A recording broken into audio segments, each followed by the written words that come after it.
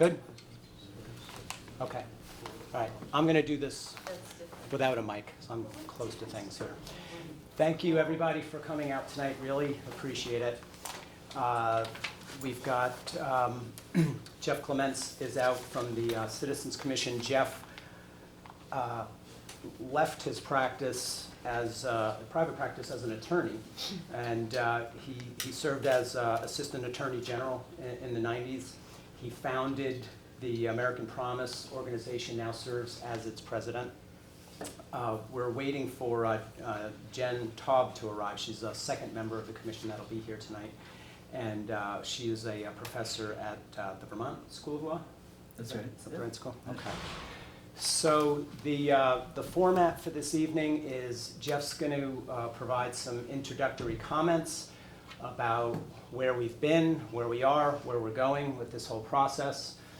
And then the focus of the evening is to get your testimony. This is so that the Citizens Commission gets some real-world input as to people's thoughts and feelings about all this and how it impacts your lives.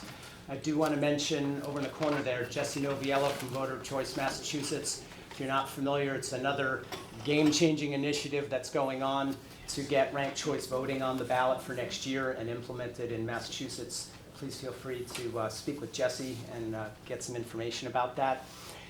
We're asking people, if you would, when you're giving your testimony, to speak at the microphone. It'll just help us get a better recording.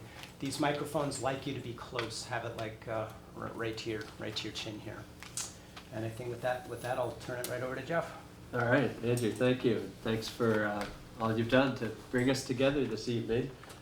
So as Andrew mentioned, we're here, and I say we because Jennifer Taub is going to join me. There's actually 15 members of the Citizen Commission, 14 active. One had to step down because of his, for health reasons. But we have been holding hearings around the state. We've now done this in Springfield and Salem and Boston and Framingham, and trying to get as much of the citizen input and dialogue as we can.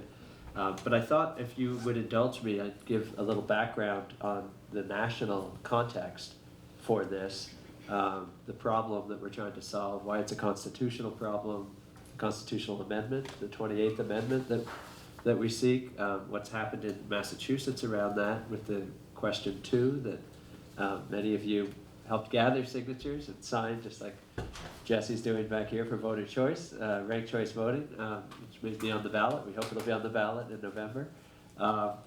And what the Citizen Commission has done to date, really briefly, all of that, believe it or not, and then invite you to share your concerns, ideas, thoughts, and I'll say a bit more about that when we get to that. But let me just put this in context. It's been almost exactly 10 years this January since the Supreme Court struck down the Bipartisan Campaign Reform Act, also known as McCain-Feingold, which had been passed and previously upheld by the Supreme Court only a few years before that, to try to get a handle on the corporate and union and outside money, as it's called, flowing into the political system. Citizens United was not the only decision, either before or since. The Supreme Court has created a doctrine, essentially, under the First Amendment in which spending money is equivalent to free speech, and corporations are increasingly viewed by the court as speakers or people with free speech rights. And as a result, it has been very difficult for either the states or the national or federal government to enact meaningful reform, which so many Americans want, to deal with the what seems to be a consensus a sense of the problem that unlimited money by those who have massive amounts of it has a wildly undue influence in our political system, stifling the voices of the people, preventing us from solving difficult problems the country needs solved, and driving sort of a hyper-partisan, toxic political atmosphere. It's not the only problem we as a country face, of course, but I think many Americans see it as a root cause problem. Because the Supreme Court has created this doctrine, we can't just elect our way out of it. There's no candidate that can solve this problem. There's no party that can solve this problem. The only way to get at the root of the problem is for the Supreme Court to fix its mistake which they will not do in the near term, and I can share why I think that's the case. But here comes Commissioner Jennifer Tubb. She'll just make herself comfortable and join me. Pick up some food on the way if you didn't get dinner, and we'll say more. But take your time. We're just getting started. And so the Supreme Court, for reasons we could talk about if you want during the Q&A and comment period, will not remedy this in the near term, in my view. And so that leaves the only way to fix it when the Constitution has been damaged by a mistaken interpretation is the people stepping up together and using the constitutional amendment process that's in the Constitution to fix the problem. And we've done that over and over again, 27 times so far with amendments. 8 of those reversed Supreme Court decisions that the people viewed as wrong, and corrected mistakes like the holding that African Americans have no rights and slavery is the law of the land, the holding that women have no right to vote, the holding that 18, 19, 20-year-olds can be conscripted into service in the Army and Navy and Air Force without a right to vote, and other decisions. So we're not the first generation of Americans to have to fix a constitutional problem created by the court, and that is why the constitutional amendment campaign, I think, is succeeding everywhere in America. It doesn't matter if it's conservative area, progressive area, liberal area, whatever. Americans really are coming together on this. The constitutional amendment would allow Congress and the states to enact limits on money spent in elections. It would allow meaningful distinctions to do that around human beings versus corporations. And there's different approaches to that. That's part of the commission's job, to help make recommendations and research and hear your views as to the appropriate best way to word the amendment. There are lots of examples already introduced in Congress. There's over 200 members of the House in support of it.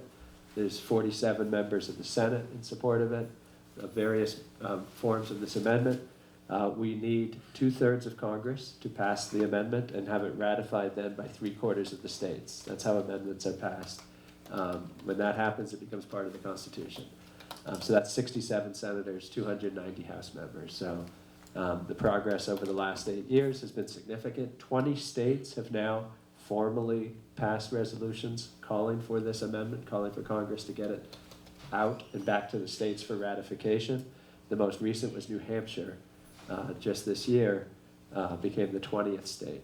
So that's the context in which Massachusetts voters in November of 2018 went to the polls to vote on the affirmation of the policy of Massachusetts in favor of this amendment, and the appointment of a citizens commission to help advance the amendment forward. And that's an innovative approach, because the challenge is always, with all amendments, is always to, when Congress is part of a system that doesn't seem to be working well, how do you get Congress to wake up one day and pass by 2/3 a vote for something as significant as a constitutional amendment? What we are part of now, these 20 states, and now the Citizen Commission, and so much activity around the country, is the way Americans have always done this. It goes back to the Revolution and the town meetings, and the Declaration of Independence was a non-binding resolution, right? It's what we do. It's been used every time for amendments, from women winning the right to vote, to ending the poll tax, to many others. So they don't always work. There's no guarantee, but this is a significant part of our national political dialogue right now, and one of the most promising, I think, because it takes 2/3. You have to have national consensus, so it has the power to actually heal some of the civic divide and really renew the commitment of Americans to this great experiment. So Massachusetts, the voters approved the ballot initiative, created this commission, 72%, yes. It won in all 351 cities and towns of Massachusetts by wide majorities. It was endorsed by the Republican governor, Charlie Baker, Democrats like Elizabeth Warren. It is, again, as in those 20 other states, proven to have deep cross-partisan support. The commission appointment process was interesting. Sorry about that. if the law was written, that the voters approved that if this was open to every citizen of Massachusetts, on the condition that you applied publicly, stated why you wanted to do it, submitted your application, affirmed that you were in support of the Massachusetts policy to create, to advance this constitutional amendment. And there was a period of 60 days before any of the appointments could be made so that the public could look at who had applied and decide if they wanted to say anything pro or con about any of the applicants. And then the appointment process started, and it was spread out among different leaders of the political world in Massachusetts so that no one party or a politician got the appointments. And it was the governor, the attorney general, secretary of state, speaker, and senate president, each appointing 3, so 15 total. I'm going to introduce Commissioner Jennifer Taub. She was introduced before she got here, but very glad to have you here as well. We were 2 of the, most times we say lucky 2 who got appointed, along with 15 others, but there were over 200, I think, applicants. So it was great to see the interest in this commission. As I said, we've had hearings around the state. We've done research. I work on a working group that's focused on some of the money issues and how much money, where it comes from, how it's concentrated, how it creates influence. Jennifer Taub has been working on the corporate side of this. What are the rights of corporations? Which ones actually matter the most in terms of our ability to govern ourselves versus ones that may be less controversial, like corporations can go to court and defend or sue or what have you, but she can say more about that. We're both here to answer any questions you have about the process. I can share more about what we've learned so far, but I want to open it up to you. And I'll just say, to kind of ground us a little bit on the problem, in Massachusetts, from the last 10 years back to 2006, there's been about $1.5 billion spent in politics. It's risen significantly. So the bottom line, there's a lot of money. We've got a lot of the data now. We'll share that in a report that's due at the end of the year. So we're beginning to consolidate all the information that we have, and then we'll be reporting back out to you, the people of Massachusetts. It will show significant increases in the money. It'll show significant ways the money is now coming in, not just through the campaigns, but through what's called outside money or independent expenditures, or more commonly known as super PACs, or dark money, because often you don't know the sources of it, so it's concealed, hidden money, and it's in the millions and millions of dollars. And we can conclude enough to share tonight that I think maybe to nobody's surprise, that money tends to be concentrated. It's not coming from the masses of people, $25 at a time. It's coming from, in most of the money, from far less than 1% of the people. And that concentration of the money source is actually concentrated geographically in the nation. Most of the money comes from a few cities and wealthy areas, and that's true in Massachusetts. Probably, I say probably, it's about 140 million of 160 million that has been spent in elections in the last few years in Massachusetts has come from the Boston area.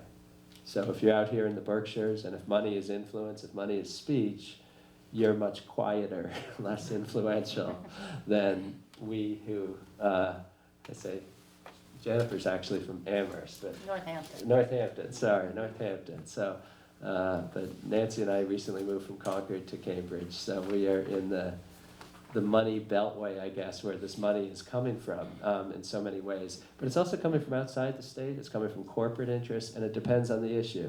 You know, pharmaceutical issues, we'll have boatloads of pharmaceutical money. Casino and gambling issues, we'll have boatloads of casino money, and so on. So more to come, but we want to hear from you. We've gotten tons of comments, and they can come in the form of written submissions. If you have a lot more to say than you have time to say tonight, or if you think about something later on, if you read a report you want to share and get it into the record for the commission, feel free to email it to us, either to Me, I'm the secretary of the commission, and I'll make sure it gets into the record. We all have public email addresses. It's and all of the information we get is public on a Google Drive, which I'll be happy to refer you to if you want. But it's jeff.clements, Clements, jeff.clements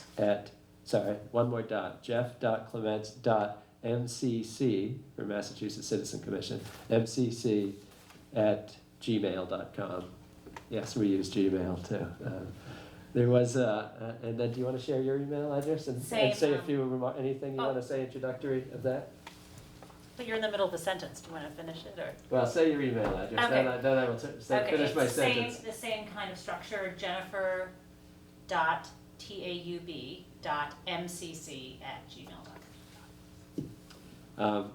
Thank you for Professor Taub for parsing my sentence. I didn't remember I was in the middle of a sentence, but I guess I was, so I'll try to finish that. But yeah, send us, I know what the sentence was, it was send us your information. So if you want to share it tonight, and Andrew's been collecting some, and I have those, I'll be taking notes, it's being filmed. So you are speaking not just to the commission, but we'll try to make sure this all gets in the record and will be available. I think really interesting, not only to the people of Massachusetts, but when we win this amendment, which I'm confident we will, for history, that they'll look back on this time when it appeared in the media that Americans were at each other's throats and everything was falling apart, and meanwhile there's this national reweaving of the fabric, because this has happened all over the country actually, where people were speaking up, getting to work, going back to basic constitutional principles and renewing the American promise, which is why we call American Promise American Promise. This is not an official meeting of the Massachusetts Citizen Commission. We comply with the open meeting laws when we have those meetings. The next one's November 23rd in Boston, a 4-hour meeting to deliberate about the report and the writing of the report. But we wanted to be available as individual commissioners as much as we could, and we're glad that American Promise could host this so that we could be here with you. Let me introduce again Jennifer Taub if she wants to add anything to this. Hi, everybody. I'm really looking forward to hearing from all of you. I opened a Word file so I can take notes on what your concerns are. As Jeff mentioned, I'm one of I think you mentioned we're organized by subcommittees, and you mentioned that I'm focusing on the corporations piece of it. And it's been a really interesting experience. I was just pulling up some of my notes on what we're looking at. And Jeff mentioned that there have been, over the years, many constitutional amendments proposed by Congress. I've counted since 2010 over 70 of them.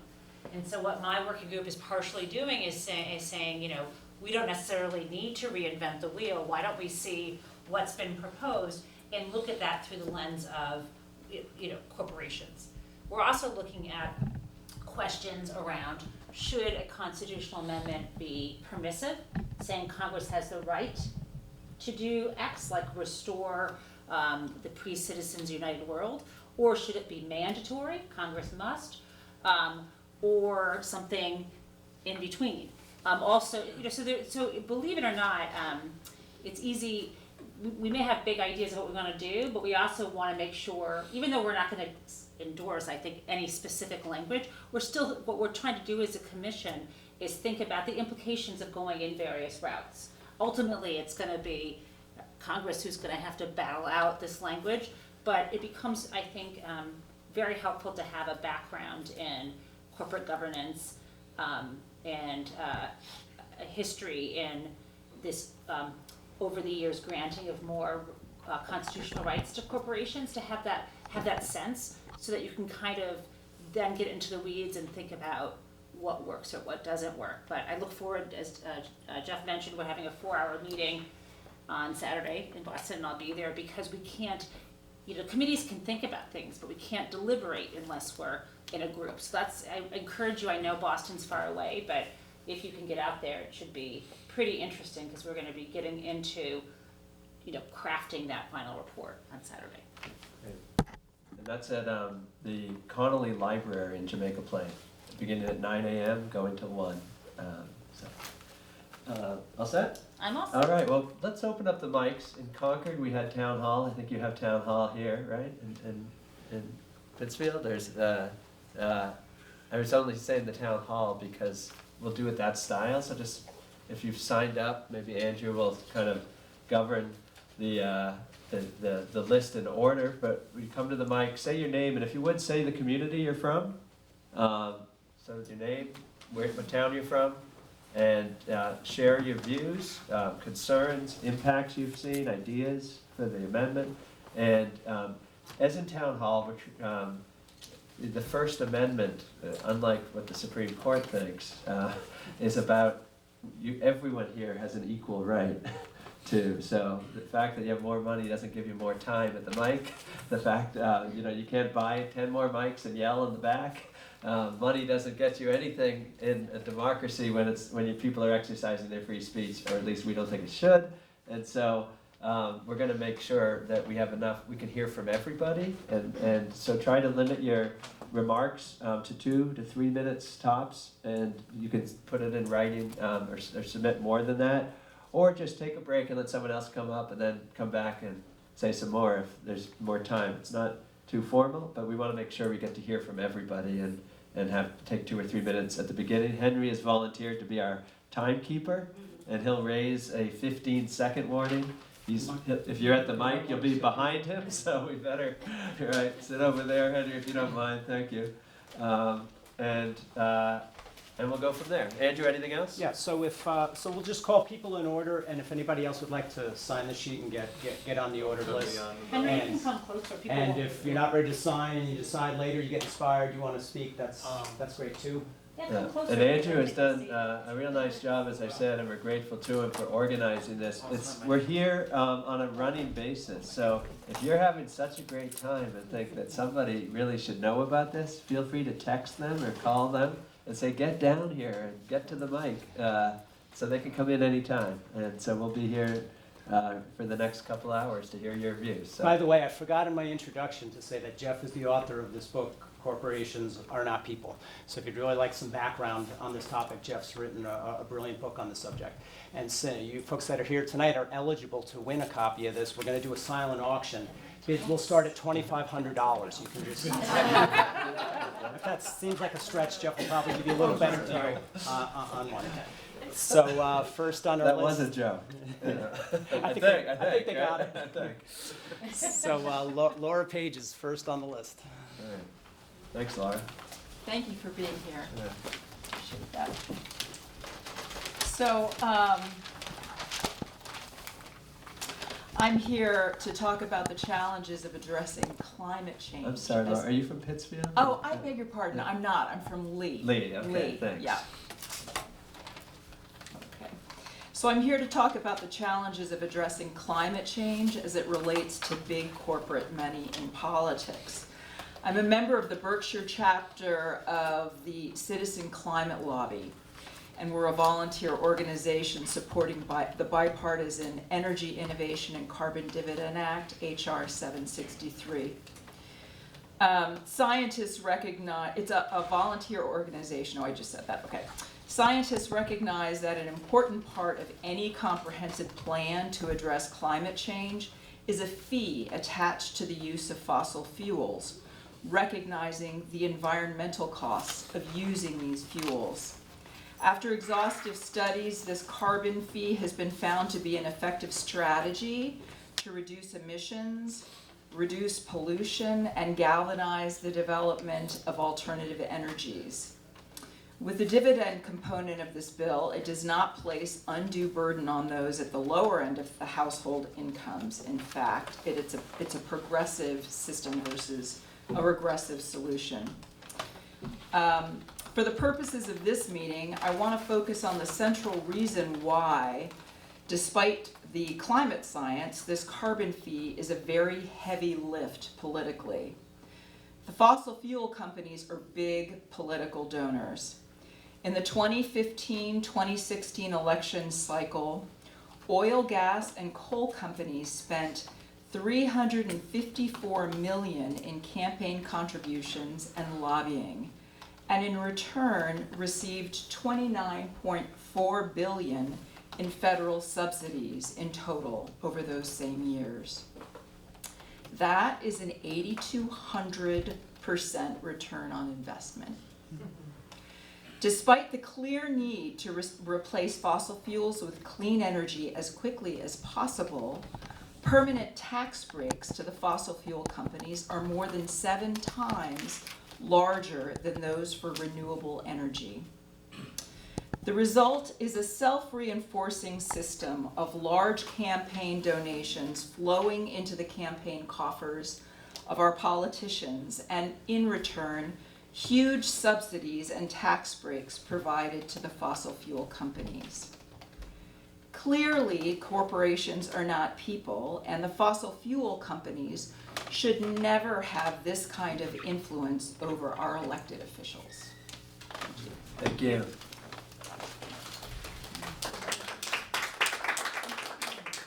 Steve? Can I ask if you have a written, like, notes or anything, do you mind, if you would email them to me? Oh, okay, sure. Then Or me, Laura, I'll get it to you. Yeah, Okay. and then we can make sure that we've saved them accurately as you said. Thank you. Hi, Hi, how are you? I'm good. Steve Adams is my name. I'm from Southern Berkshires here. I live in Otis. I didn't really prepare anything too spectacular here because I'm kind of flying by the seat of my pants here, but I just want to say that I'm all in supporting the 28th Amendment.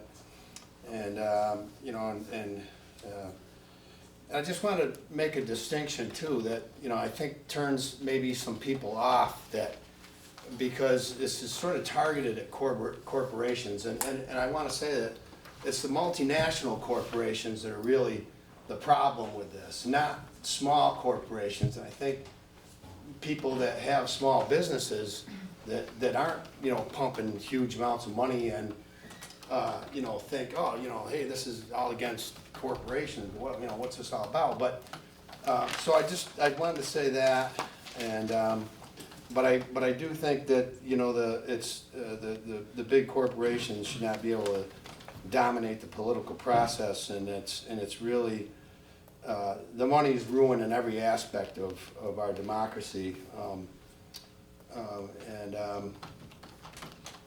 and I don't think they should be able to control everything. So Thank you Thank so you. much. Thanks, Steve. Thank you very much. Thank you.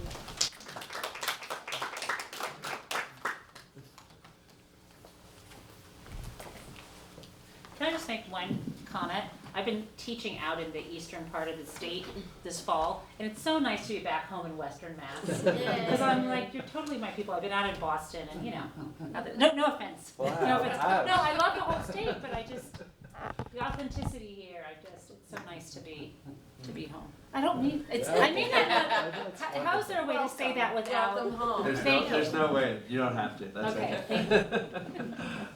Welcome home, indeed. And thank you for coming, both of you. My name is Ruth Barady Bloom. I'm from West Stockbridge, Massachusetts. And one example of the problem with money in politics that impacts me personally is gun control. As a parent and teacher, mass shootings are a serious concern for me.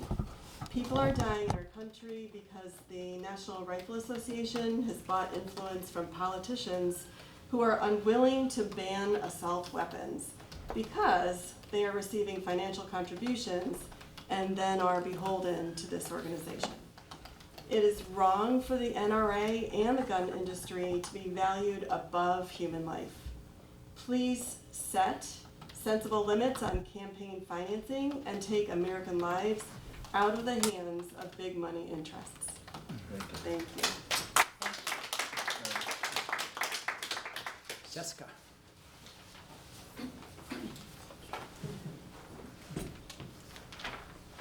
Hi, thank you so much for being here. I'm Jessica Dills. I'm from Williamstown, and I'm here on behalf of a group of us who came together to work on this from Greylock Together. We're an indivisible group, and we've been together since the 2016 election. We are in full support of the 28th Amendment, and thank you so much for being part of the Citizens Commission's work. We write as Massachusetts citizens and residents of Berkshire County who are devastated by the damage we have seen to our country as a result of money in politics. This is the mother issue and root cause of our broken political system in the United States today. climate change, gun control, domestic and international security, the integrity of our infrastructure, our voting systems, our food system, and our criminal justice system, and the safety and quality of our health care all have long been corrupted by corporate interests whose sole interest, indeed their legal responsibility, is to maximize growth, endless growth on behalf of corporate shareholders, no matter the impact on American citizens. This has been destructive enough. Today we must also contend with dark money in politics. Money pouring into campaigns from invisible sources, as you mentioned, often foreign, often through agencies like the NRA, making our politicians beholden to enigmatic forces at the expense of their constituents without any sort of transparency. We have created a monster, one that is undermining Americans' faith in our government and stealing our children's futures. Left unchecked, it will destroy our democracy. It's time to overturn Citizens United through legislation and regulation of PACs. Nobody should be able to make millions of dollars of donations without identifying themselves. We urge you to do everything in your power to set sane and sensible limits on campaign financing and remove the influence of money on our political process. Thank you. Thank you.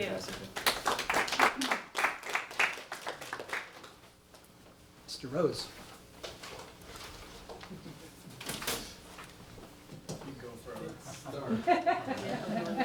Gotta love it. He appoints a timekeeper for himself. Excellent. That's self-government. It wouldn't be fair. I'm Henry Rose. I live in Dalton, but I work in Pittsfield. So thank you both very much for coming. Thank you for allowing me to make these comments on why we need to overturn the Citizens United decision and get corporate money out of politics. I'm Henry Rose, a physician who practices in Pittsfield. Two of the issues that I care deeply about are environmental protection, especially as it relates to human health and climate, and the need to develop a true universal health insurance with Medicare for all and affordable medication prices.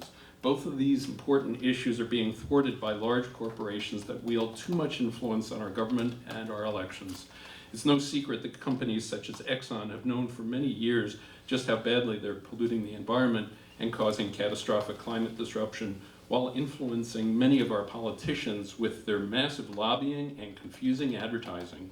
It's no wonder that we have made so little progress on protecting our air, water, and mitigating the impending climate disaster. And regarding our failure to implement a true universal health insurance with Medicare for all and not just a, quote, public option, there is a good reason why we are years behind other industrialized nations that have already achieved this. The health insurance companies and the drug manufacturers have outrageous influence over our elected leaders, many of which are convinced that all we can hope for are some minor incremental changes to our broken, overpriced system that leads to some 40,000 preventable deaths a year and thousands of medical bankruptcies of working families. The corporations have hindered progress in these critical areas, and it is because they have been permitted to control the conversation by buying the government. Thank you for listening. Thank you.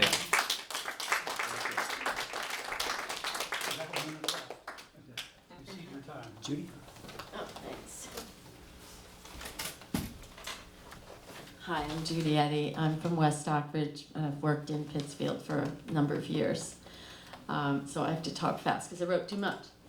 I'm in full support of the 28th Amendment. There are too few people, the 1%, influencing the direction of our government for their own benefit and to the detriment of the 99%. Although I dream of a time when justice for all people prevails in this country, my main concern with regard to big money controlling politics in the U.S. focuses on the corruption linked directly to money funneled from the fossil fuel industry and chemical interests into the campaigns and operations of our representatives, and the many years of misinformation and denial campaigns related to climate change coming out of these industries. The fossil fuel industry and the related corruption of our government is also linked closely to the disregard and disrespect of First Nations or Indigenous peoples, both in this country as well as in other countries where far-reaching American corporate and political interests have wrought terrible consequences. These First Nations people have suffered unbelievable atrocities and genocide at the hands of invading Europeans, and I'm afraid it continues today. Capitalism is the legacy of our founding fathers, and the Constitution in many ways served their personal interests as they were settling this country. Capitalism continues to destroy entire biospheres across the planet. As a system, it is unjust and built on limitless greed and a system of eternal growth that our planet cannot sustain. This growth is fueled literally and figuratively by fossil fuels. Despite the fact that technology has developed and can partially reduce the greenhouse gas emissions that are causing devastating climate change, the fossil fuel industry, including the utilities and the regulatory agencies that are supposed to regulate them here in Massachusetts and across the country, effectively block any significant progress in renewable and alternative energy development in Mass and in the US. And the problem of companies like Monsanto destroying our insect populations may actually pose the biggest threat to life on Earth. Together, these forces are lethal to all life. I've worked in environment and wildlife protection for over 30 years, and that has involved campaigning against fossil fuel infrastructure projects and for renewable energy projects. Small, hard-won victories towards sane energy policy and initiatives are always overshadowed by the compromises and reverses perpetuated by big utility companies, government officials, and our regulatory agencies that are populated by basically a revolving door of industry professionals in government and outside government, and campaign contributions, and the promise of high-paying jobs in the industries when their government positions come to an end. These are the primary reasons the corporations have so much power in Massachusetts with regard to energy. So I support the 28th Amendment for so many reasons that I could talk for hours, but it is the relationship between the fossil fuel industry and our government that concerns me the most. Thank you so much. Thank you.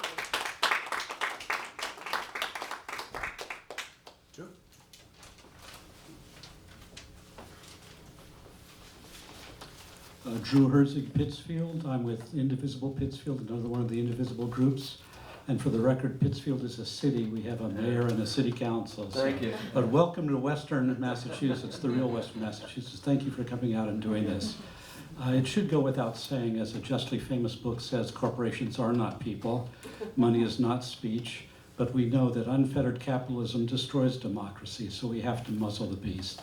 Any of the concerns brought here today, whether it's environment, healthcare, we can't make forward progress on these until we muzzle capitalism. So I'm fully in support of this amendment, and I would make it mandatory, because until we can rescue Congress from being bought and paid for, I don't want to leave it up to their discretion. We really have to say that they must do this, not that they might choose to do this. So again, this is important because until we can muzzle capitalism, we cannot free our country to realize its full potential for all. Thank you again for doing this. Thank you. Thank you. Frank?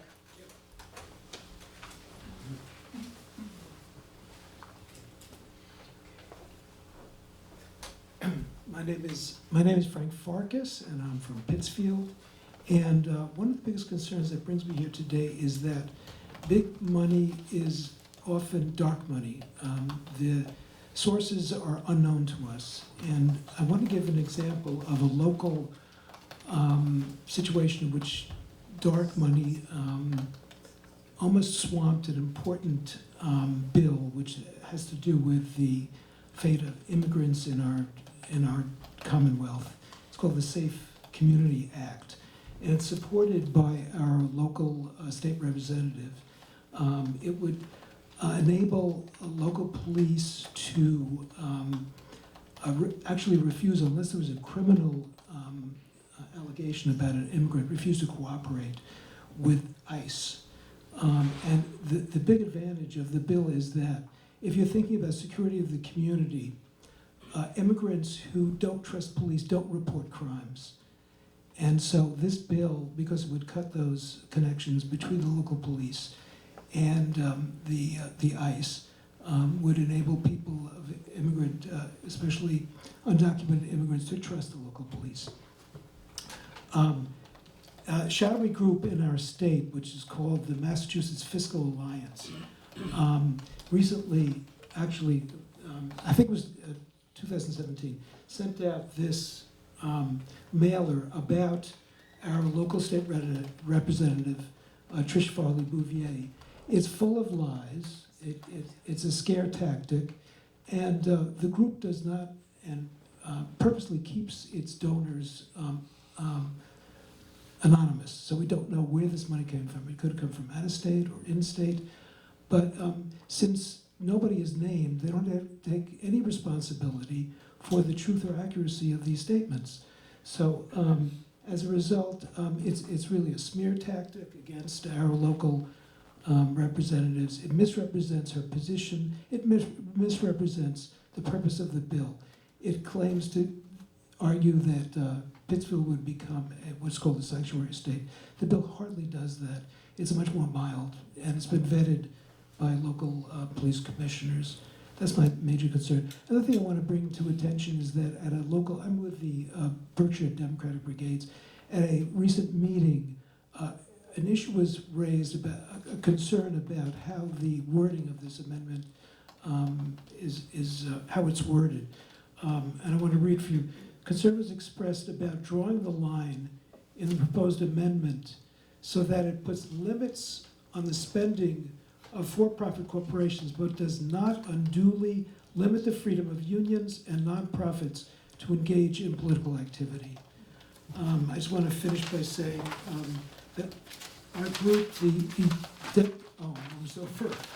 we certainly support a 28th Amendment to overturn Citizens United, and we're confident that the widespread opposition to uncontrolled big money, which the Commission, I presume, is uncovering, will advance the fight that will eventually produce a 28th Amendment to the Constitution.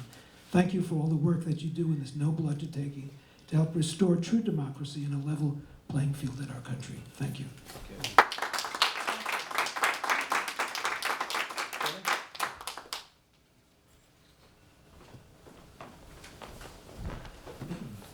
Hello, my name is Damon Fleischer. I was raised in Lenox. I've been living in Pittsfield the last 20 years. Although I graduated from the Hall School when the old Daysons went to this Hall School, was called the Hall School. I've been voting since my senior year in high school. I just have a statement to make. It seems to me as if the banking industry, which gives 30-year loans to individuals for buildings, they don't seem to, it seems, believe in global warming. Why would they give a 30-year loan? Do you understand that? Why would they? And secondly, my other point is, yes, big money may be befuddled. What about big money in movies or media, which can sway the public to vote this way or that way? That's my second point. That's all I have to say. Thank you. Thank you. Thanks, Steve. Jess?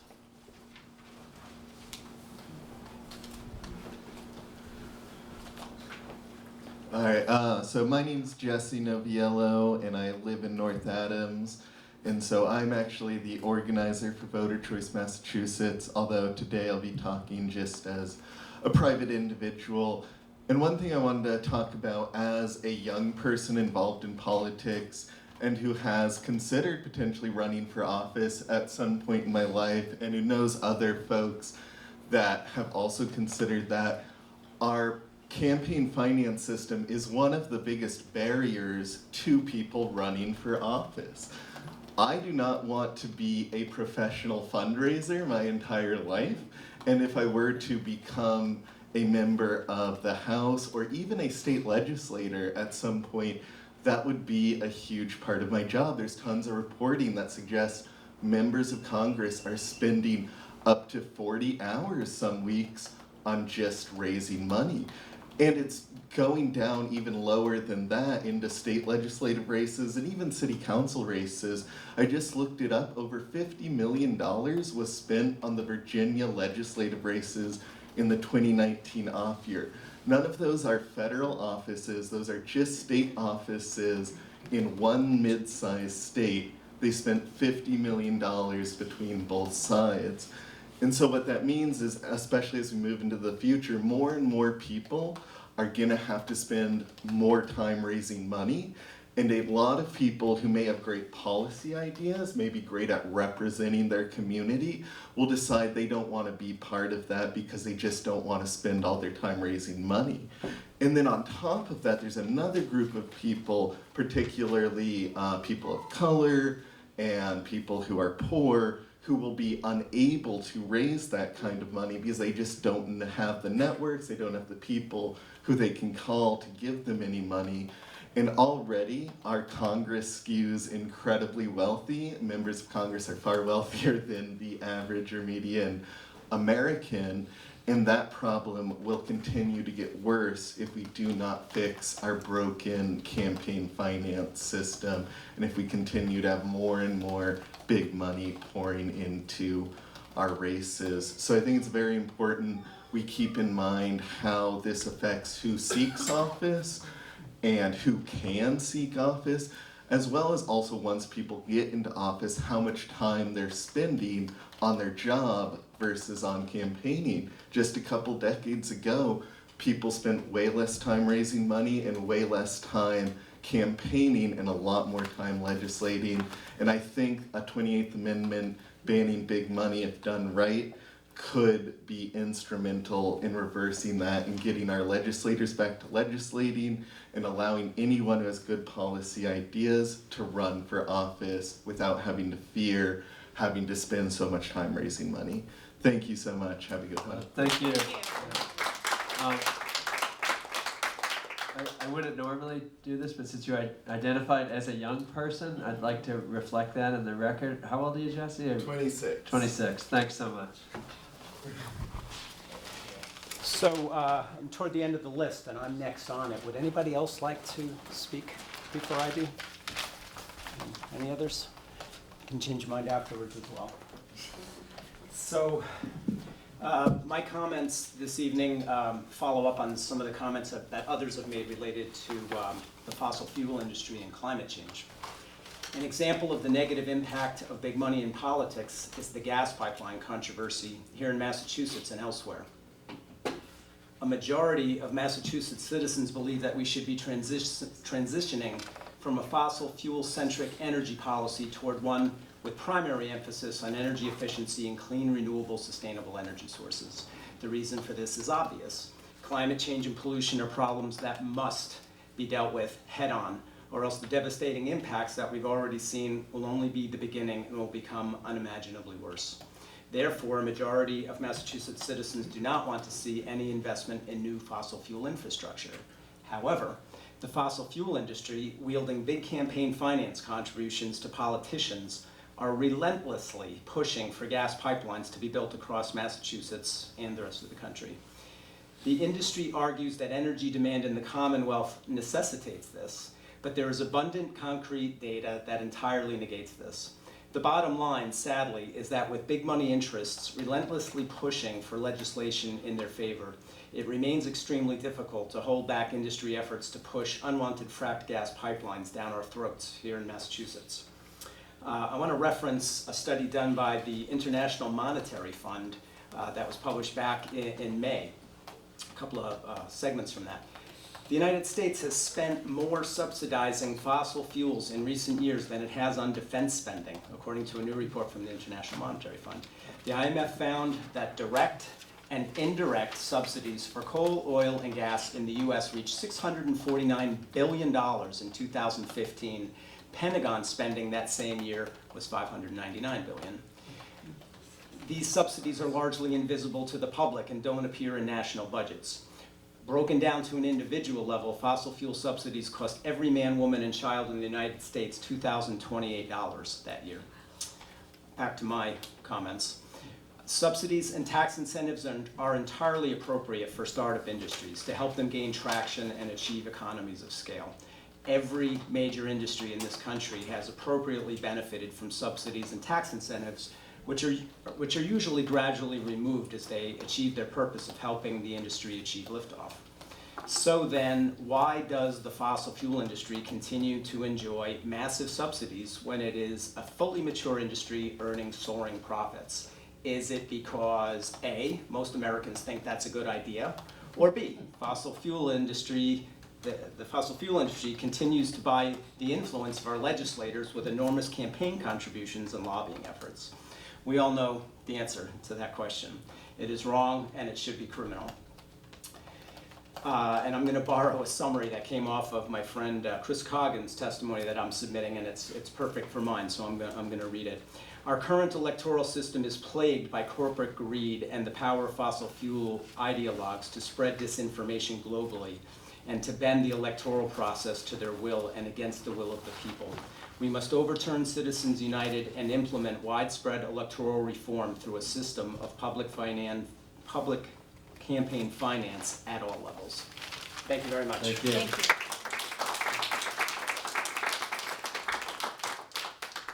Thank you so much, everyone. And if you would, if you can send your remarks, as I said, that would be great. And we can do more than testimony here. If there are questions that you have about the process, about what's going on around the country, about what the amendment does, if you have other comments, if you heard something that made you think of something else, let's open it up to some conversation. Yeah. I just wonder about the next steps. So after your meeting in Boston, and you're going to be submitting a report or coming together to figure out the report, what's the time frame, and when are you looking to push to the next step? You're Jessica? Yes. It's the way the proposition that everyone voted on stated is that we're supposed to have a report by the end of the year, so that is, oh, you want me to repeat the question? So Jessica's question was, she heard that we were coming together this Saturday to talk about the report, but what are the next steps? And I said, based on the proposition everyone voted on and passed, we're supposed to have a report done, completed by the end of this year. And then, Oh, sorry. and then it will be like fairy dust, and it will overturn Citizens United. Then, no, I mean, then I think the idea is to try to do this. This would be, if the report made the recommendation, as the proposition asked us to look into, that Congress should go about coming up with a constitutional amendment, then this report would be that it would be passed on, is my understanding. And then state by state, the idea is to do more and more of these. This is sort of a model to do this state by state. Yeah, that's right. I add a few nuanced additional points. The law intentionally, I think, refers to this as the first report of the Citizen Commission, implying, and we certainly understand it as being that there will be additional work to be done.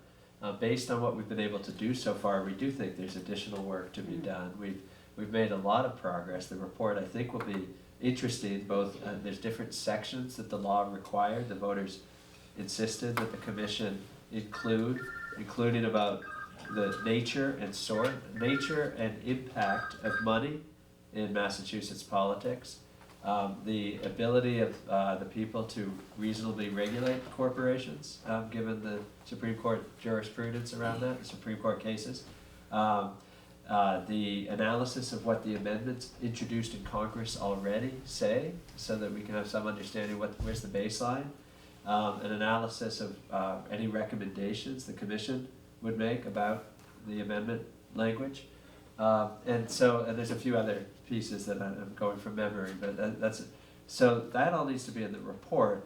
The idea of the report was not to just sit on a shelf. It was to really then begin to make sure that our elected officials are actually following the people who are actually united on this across partisan lines, and making sure the report gets delivered to all the state legislatures, to members of Congress, and that we stay sort of on top of them to keep moving this forward.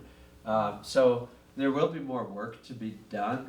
I think there's, this initial report will be of great use, but the good thing about a first report is it could generate feedback. There may be criticism or other ideas or suggestions that, well, you didn't look at this or you didn't look at that, or what about this idea, once the report gets out there, and then we'll have an ability to take that in. And maybe Jeff wants to address, you might already know this, the different paths to actually amending the Constitution. Do you want to? Oh yeah, thank you. That's maybe I intentionally avoided that because it's such a complicated debate right now. So thank you for reminding me. And there's another section of the report which is how can we in Massachusetts move this amendment forward and get Massachusetts ready to ratify it, but also make useful ideas for the people here and around the country to really move this big difficult project forward of getting consensus of the kind needed for a constitutional amendment.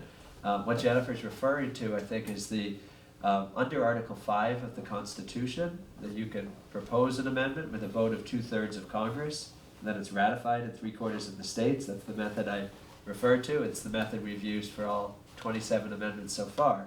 But that Article 5 also refers to a way to propose an amendment, which is to have a convention called by 2/3 of the states.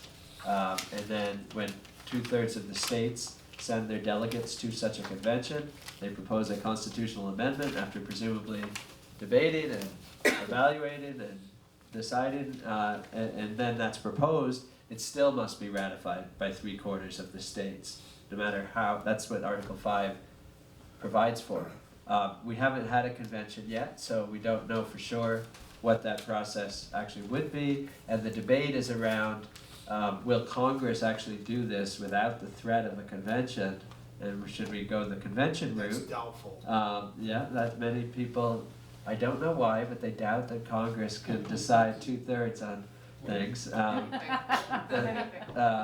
And there's others who are concerned that if a convention is called, they could come up with any kind of amendment. That's the fear of a runaway convention. You sometimes hear that debate. So we're hearing both sides and all that, and evaluating all that, and we'll have some discussion around that. My own personal view, if I can express it here, is that it's actually a really healthy debate. It's wonderful that Americans can handle constitutional debate, including the nuance of whether a convention is a good idea or a bad idea, and that's always been the case. You know, the country was 2 states short of calling a convention on the question of an amendment to have senators be elected by the people, because they used to be appointed in a process that had gotten really corrupted. And only then did the Senate wake up one day and say, oh, let's do an amendment to have the senators be elected, because they were afraid of a convention being called. So there's good arguments that no matter what you think about the technical way it gets proposed, this dynamic process of the people, whichever view you have, as long as you're pushing for the amendment, it'll be part of the systemic shift of power back to the people to get the amendment either through Congress but eventually ratified by the states. Do you want to add anything on that? No, I have my Article 5 right here. You said it right, so Yeah, I and have I saw a nothing. bunch of hands starting to go up, so that's good. That's what we want. So, Andrew, do you want to moderate the questions, or should I just do that from here? You can pick. Okay, why don't we just go left to right and then back again? So we'll just start over here, and sir. Well, I do have a question, but your comments brought up some other issues as well. You're talking about the influence of money in Massachusetts politics. My personal feeling is here in the 1st Congressional District, we are saddled with a congressperson who does not represent us, but he has such deep pockets he can wipe out any opposition. So I feel that's a very negative effect that the influence of money has in Massachusetts, kind of thing. Secondly, as a member of a minority, I'm a gay man, I'm very afraid of a runaway constitutional convention that might put back in marriages between one man and woman, things like that. So it's a very mixed blessing. I really understand it's nice to have those options, particularly as a threat kind of thing. But some of us are very afraid that, particularly in this polarized country right now, a constitutional convention could actually reduce civil liberties rather than implement them. My real question is, you mentioned earlier that 20 states have adopted support for this. Is Massachusetts one of those states? Yeah, so Massachusetts, as usual, we do it with a fervor. We did it in 2012 and 2013 by legislation. A few years later, I think people were kind of tired of it not being done yet, and the voters collected, if I may say so, it led the grassroots effort to get signatures. My wife, Nancy Hesselton, and Kim Wass, there in the back, were co-chairs. They'd never done this before. They'd never been in any political thing like this, and they led grassroots volunteers getting 150,000 signatures to get this issue on the ballot. So thanks for that. And so that was the second time in 2018 that Massachusetts said yes, and we mean it. Now let's get a citizen commission to move it forward. Can I want to make sure I put my notes with the right people. Are you Drew? Yes, I am. Okay, thank you. So we'll just keep moving this way, and we're right in the middle here. I see a hand. Me? Sure. Okay, so there are 20 states that have commissions? No, we are the first to do a commission. Oh. 20 states have passed formal resolutions stating that what's going on is wrong, and they want Congress to get an amendment to deal with it back to the states for ratification. Variations on that. They're not identical, they don't need to be. So But based we are the on- first ones to actually create a citizen commission to keep it So you're going. asking what's the I love difference that. between, Yeah. can you just say, what is the difference between what we've done in Massachusetts and how does the Citizens Commission differ from what we've already? Yeah, so this really is the first time, and I think what people found is, 20 states have done this, 5 of them by ballot initiative, and there are places like Montana and Colorado where the ballot initiatives passed 75% to 25%. In Montana, they instructed their congressional delegation to get it done, not just ask politely, instructed. Other states have had resolutions like that, calling on Congress. One state called for an annual meeting and where the governor would have to certify whether the Congress has actually done the amendment yet or not, to try to create the idea that, well, we're going to pay attention. And so I think the challenge is always you need to get everyone to the finish line at the same time with an amendment. So if you're getting 20 states over time, if one state did this in 2017, but it's been 5 years since another state did, how do you keep that energy building and growing? And so the people of Massachusetts really innovated when they said, hey, how about a citizen commission to kind of get the people in the driver's seat here, and not just have it be something that happens on election day, but something that will go on through the year and beyond to really move this forward. So it's a big effort, as Nancy and Kim and any of you and Andrew and others who collected signatures. It's not easy. It's great that it had a more lasting impact than a resolution, which is also impactful. But we hope it'll be something that can be adopted in other states. Yeah, I guess the long form of my question was, how many states do you think we need to have that impact to move this forward? Historically, how many did it take? Well, yeah, we'll need 38 to ratify it eventually. I don't think there's a magic number. Jennifer can speak to this too, but in my, when we launched American Promise, we really we backed out from ratification of the constitutional amendment by July 4th, 2026, which is the 250th anniversary of American independence, and then analyzed what would we have needed to accomplish between, this was now 3 years ago, and then. And so we're actually at every benchmark 3 years in that we planned, but it was the really hard things like cross-partisan support, like winning in states no matter how different they were, like building, political power that could actually overcome, the incumbent advantage of raising money to actually force them to change the system. And we looked at past amendments, and they all sort of did this process. They start with the people, that women got the right to vote coming from the West. Wyoming is the equality state. It was the first state that actually allowed women to vote. And so this state-based path that we're doing has always been the way it happened, but there's no magic number. It's just that you're shifting and you're shifting, and then there's a tipping point. And I sometimes carry around this article from 1950 in the New Republic, when the women fighting for the right to vote lost 3 states that year trying to get it.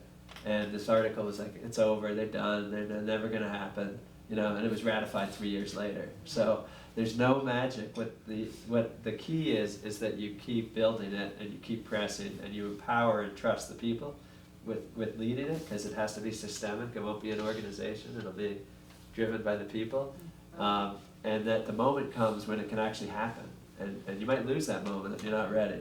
That's the key. So I wish I could give you a shorter answer and an easier answer, but it's a systemic kind of problem and a systemic solution. So there isn't a linear, you hit state 30 and it happens, Thank you.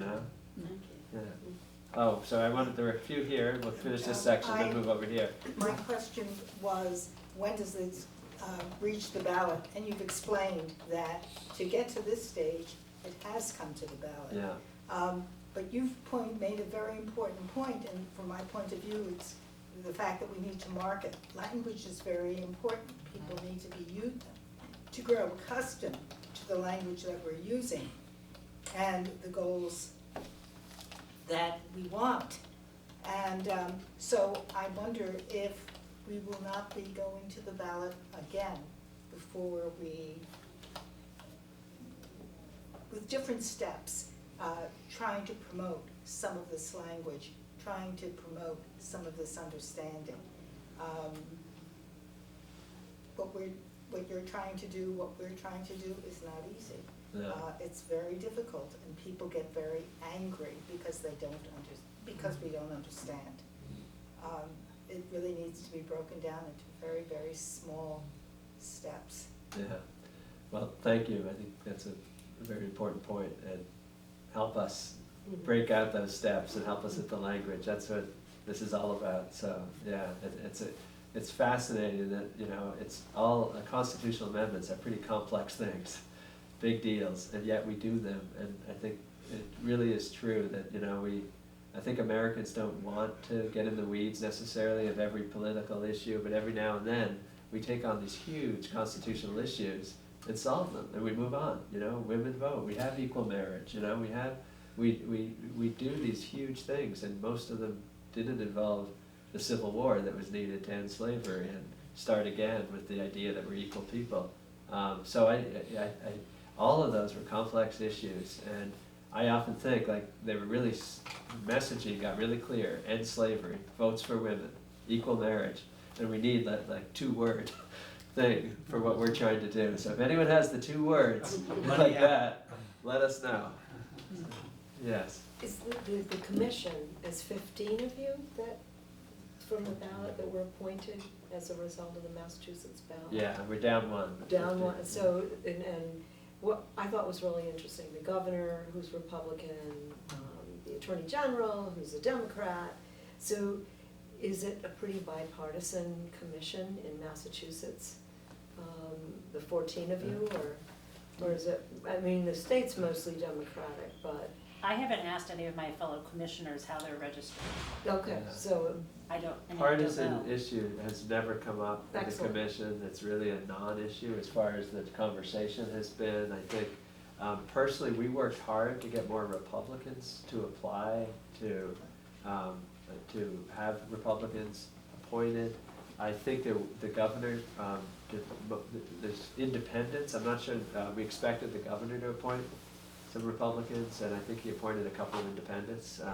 But we really haven't, you know, as Jennifer said, assessed But that's everyone's a good political model. views, and it never comes That's a up. good I think model for everyone's other been really good. states, when Yeah, you- exactly. When you take, you know, 5, your governor as your chief executive, Yeah, and the other 4, you know, prominent people in the state, I think that's a selling point.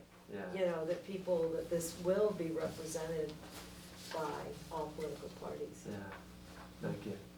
So we'll keep moving through on questions, and then as some new folks have come in, we'll offer another chance at the mic. So we're gonna, because we said people can come in through the evening, and we'll make sure we do that, but I just want to get the hands that were up. Okay, we're gonna go over here, Mr. Farkas. Yeah, I have a question about, obviously, we need this 20th Amendment to overturn the Supreme Court decision.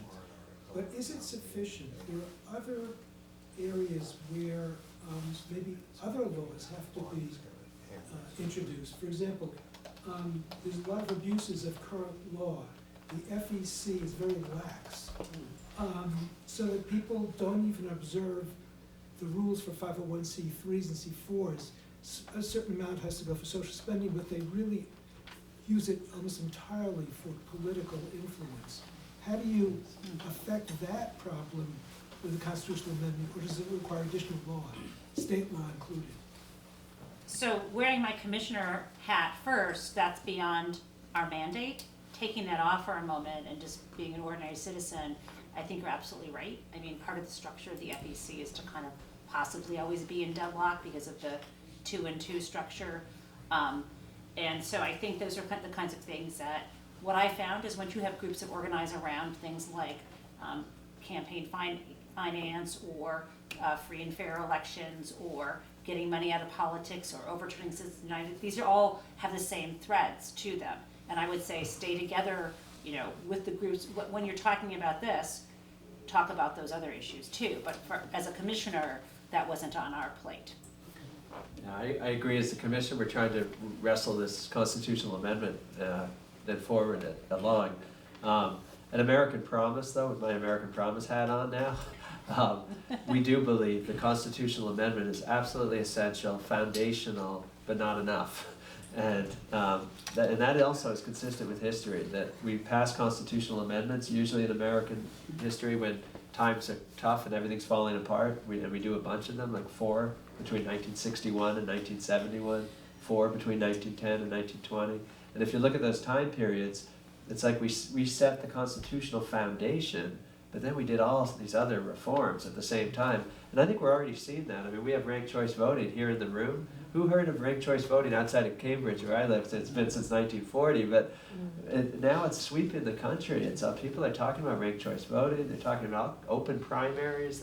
There's all these ideas that are, and we had a lot of them at our national conference, where Americans are ready to take steps to concepts and ideas that will open up the political system to the people and combat corruption.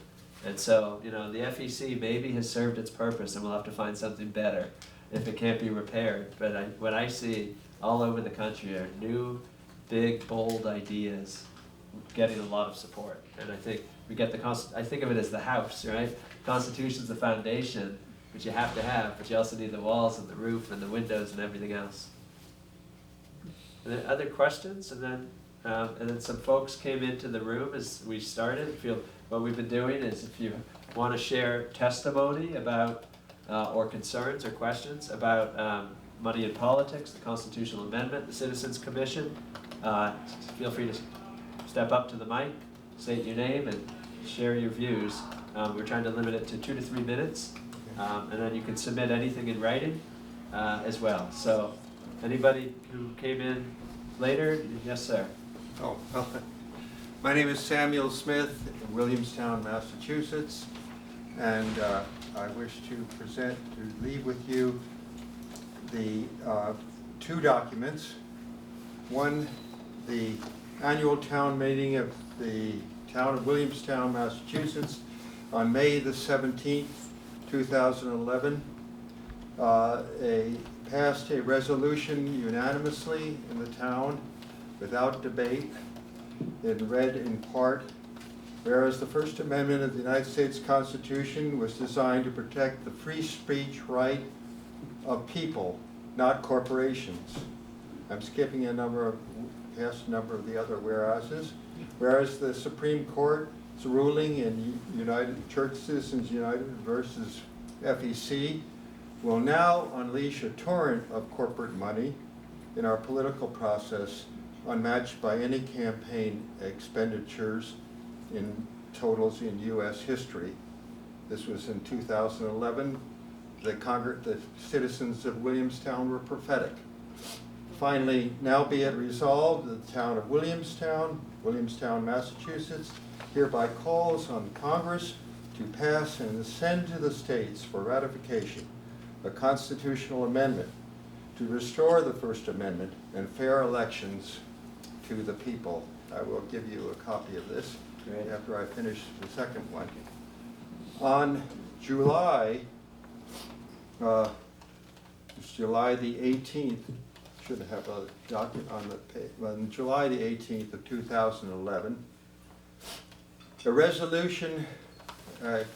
a resolution was presented to the entire, all of the congregations of the United Church of Christ, otherwise known as the First Congregational Churches throughout Massachusetts, at that time numbering around 500 congregations throughout the state of Massachusetts, passed a resolution entitled, "A Resolution to Call for Action to Restore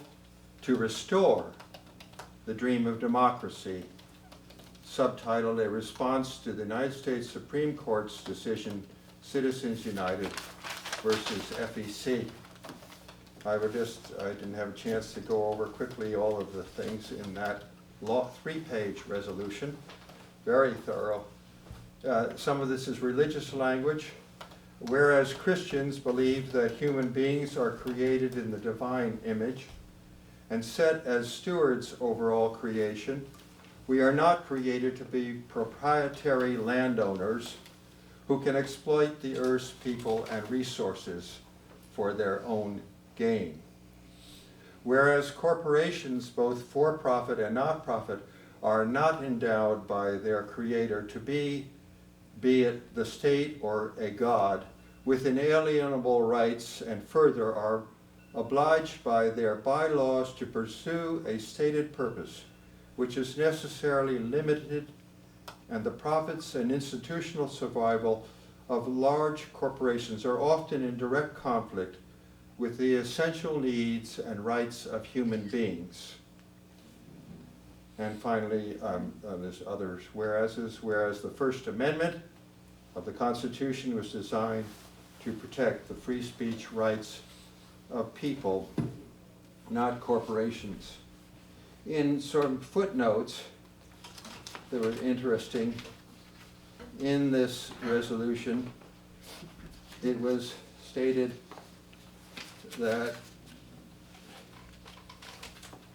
on the assumption that we have, that sort of is missed, I think, that the Supreme Court's action in the 5-4 decision sort of speaks for the whole country. I don't think it does. Someone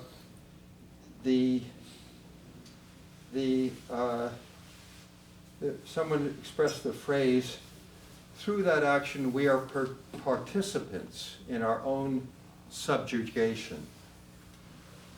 That we have participated in that, and I didn't, and many others, I don't think, felt that they participated in our own subjugation or participated in that decision. Right. Well, thank you. If you would leave that with us, that'd be You know, great. this is,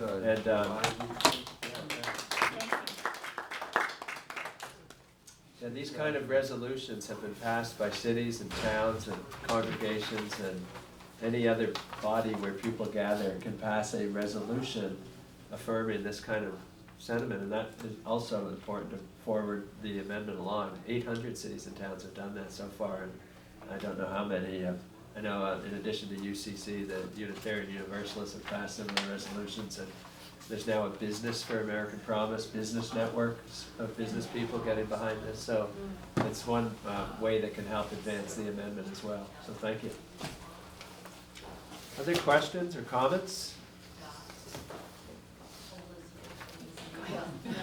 Jessica? I'm just thinking about the youth and how hopeful they make us, because they really are involved now in a way that they haven't been, and they're starting to find their voices. And I know you are all super busy, but I'm thinking about the fact that what you had said about getting the language right and really teaching our citizens in a way that they haven't been taught before. Bringing something like this to the AP US history classes across the state. And the kids go home and they teach their parents, and then just like in this horrible gun debate that we're part of right now, if your kids care about something, you tend to care about it. So I don't know if it could be part of this outreach, but I think it could be huge if kids were being taught about how a constitution is amended and how, you know, they're the next voters, they're gonna be voting soon, and they are showing us how to lead more than we are showing them, but they need the tools and the education around it, so it could be really powerful to try to implement it at an educational level. Thank you. Yeah. Great idea. Yes, sir. I was born in 1862 and I was adopted. I was born to a single unwed woman. I know this statistic for a fact. In 2016, 48% of the babies were born to single unwed women. And the family is disintegrating in society. It's not like they're going home to mommy and dad, and that's the problem. A lot of them do not have mentors in their life. That's the problem. And you wonder why we see what's happening in the schools. This family's disintegrating, so very, very sad. Thank you. Yes. As the child of immigrants who came to this country when they were 15, I think it's very valuable to enable youngsters to vote when they're 16 rather than when they're 18. Maybe all the facilities in the frontal lobe of the brain the executive function may not be totally formed, but those individuals are hardworking, they have goals, they have a sense of direction, and they pick up on ideas and carry it forward. So I think as part of your suggestion, this should go to the schools. I agree that the home is the first school, but the schools, public schools, do an enormous service to our society. In the New Yorker this week or last week, I forget, in those little brief reviews of books, somebody wrote about Dark Money and talked about Koch, Mercer, and DeVoe's money. Given the current political climate, and I would like to remain nonpartisan, but I really believe in public education. I think we have to promote public education and move this forward, not only through the newspapers, but through the schools, the public schools. Can I ask you to identify yourself for my notes if you'd like to? Marietta Petty Cause. I'll spell it for you later. Thank you. Yeah. Thank you. Yeah, Steve. I just had one more comment that I wanted to ask you about, actually, and that is, I haven't seen, I pay attention a lot to the news in different places, but I haven't really seen a whole lot about what you're doing, and just was kind of curious about how come I don't really see this happening in the papers and things like that. So it's the second time today I've been asked that. You know, we're going, in American Promise hat now, we're going to make a significant investment next year in our communications team, and expanding our ability to reach Americans, to let them know this is going on. 'Cause But shouldn't the state be doing when some people of that find too? out, well, that was my Citizen Commission hat back on. You know, we have a state website, I was on WAMC, that was helpful. So. Can I just say one thing about this? Yeah, can I just finish, Oh, I go just ahead, want to finish one yeah. thought, which is my cynical answer is I was with a congressman, there's actually a Republican from upstate Michigan, who said, I spend 40% of my time raising money, and if you had a employee who worked 60% of the time, you'd have a problem. And that's what I do. I work 60% of the time, the rest of the time I'm raising money. He said 80% of that money goes to the media. And so billions and billions of dollars are going to the media. It's hard to compete with that, but it's also, I think, hard for them to say we should really change this system. You know, you mentioned the media problem, and there's a concentration of media problem that we used to try to do something about in America. You know, either you couldn't own all the TV stations in one community, you couldn't own all the newspapers, because we needed a citizenry that could get different views. And so I'm not doing the blame game. You know, we have work to do to get the word out. I hope you'll all help get the word out. You have to earn your attention, hopefully by not doing crazy things and or getting hyper partisan, because that usually works. Part of it is we're not fighting with each other, and media loves a conflict rather than it's a boring story to say Americans are getting together in rooms all around the country to save the nation and the world, right? I want to also add something which you might not be aware of. Nobody on the commission is getting compensated. We're not being reimbursed for any of our mileage. We're not being reimbursed for any of our time. We have no budget at all, no staff at all. So just keep that in mind, and I think maybe in a future model for other states, there should be some kind of an appropriation, so at least you could have someone full-time operating a website or doing media pitches. I mean, all of us have full-time jobs. I have 2 children. You know, it's one of the wonderful things about this is kind of learning as the first state. But you're absolutely right. And why hasn't there been more information out there? Also, we have the open meeting law, which makes it impossible for us to communicate outside of one more meeting. And so we try to use that time in official meetings to get work done, and in other non-official meetings to hear from you. So. Thanks for what you're doing. Really. Yeah. Oh, that wasn't.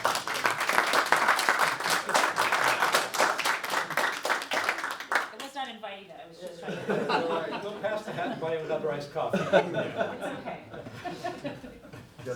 Some more hands going up. Yeah. Well, I just want, we've been hearing it all day, if you've been hearing, thank you for your service, you know, and, but per the idea about education, the new history and social studies frameworks that the Commonwealth have just passed, this would be, you know, this is living, breathing history. And the kids are required to, there's a service component or a project that kids are, for graduation, not to occur 2 years in a row. And, you know, so this could be, if somehow we could, you know, maybe connect the website to, 8th grade is a real civics lift in the state now, and then, you know, certain courses in high school. So I think that this would be somehow, you know, getting it out there, and being able to follow progress, or, you know, an amendment being made.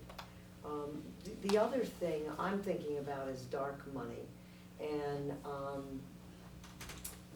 I am very concerned with